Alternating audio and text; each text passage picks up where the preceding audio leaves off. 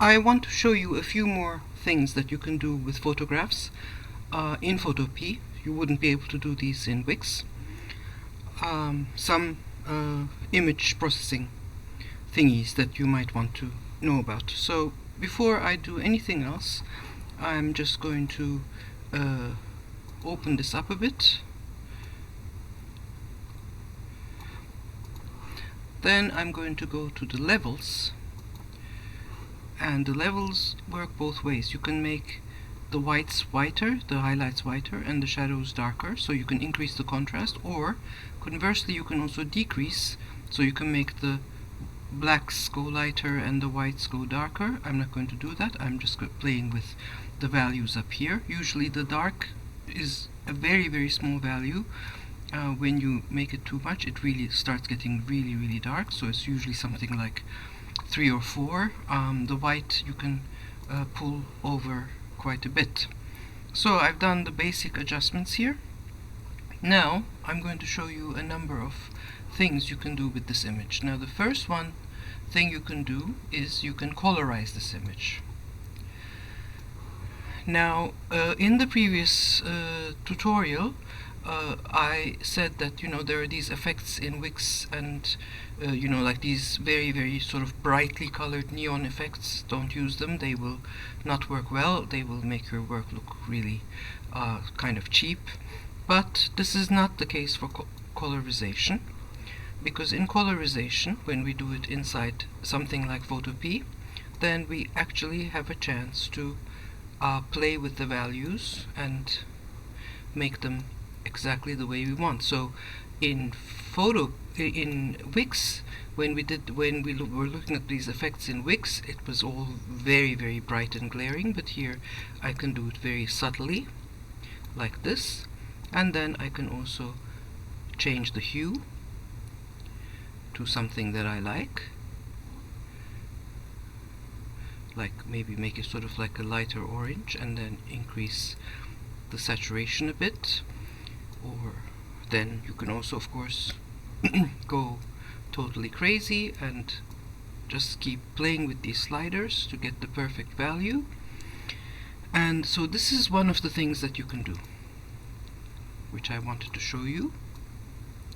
And once you have what you like, then you just press OK, obviously, and then that's it. Now I'm just going to go back a step because I want to do something else now. Now this background, I want to hang on, do I need, no, this is already a layer. In Photoshop this would actually be locked and you would need to unlock it, but here it's already a layer. So I'm just going to take a duplicate of this by going down here, and then we have the same thing twice. Now this upper one, I'm just going to go to the filters, to the blur filters and Gaussian blur, and I'm going to give it a very slight blur, kind of like maybe like this.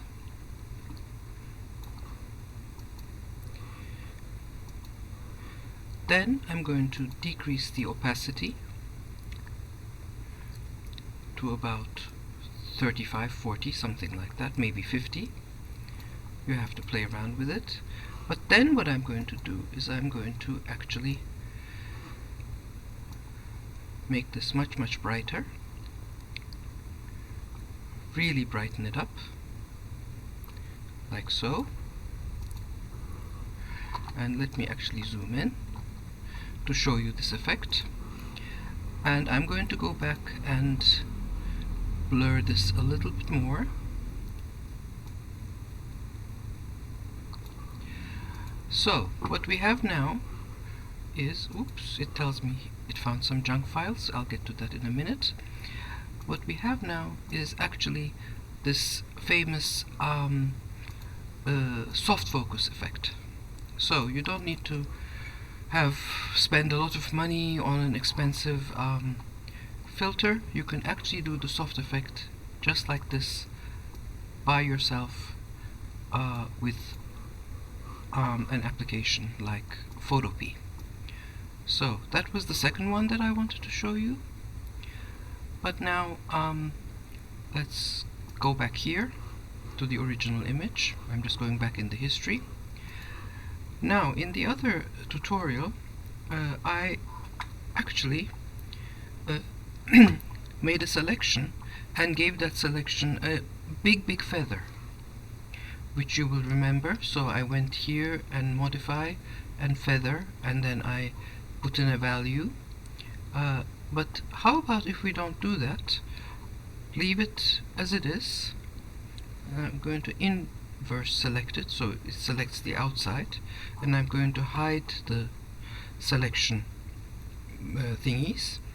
And now I'm actually going to darken the outside in such a way that the picture becomes a frame to the cat. Now the curves didn't work very well with this. Let me go to the exposure, because that might actually work better.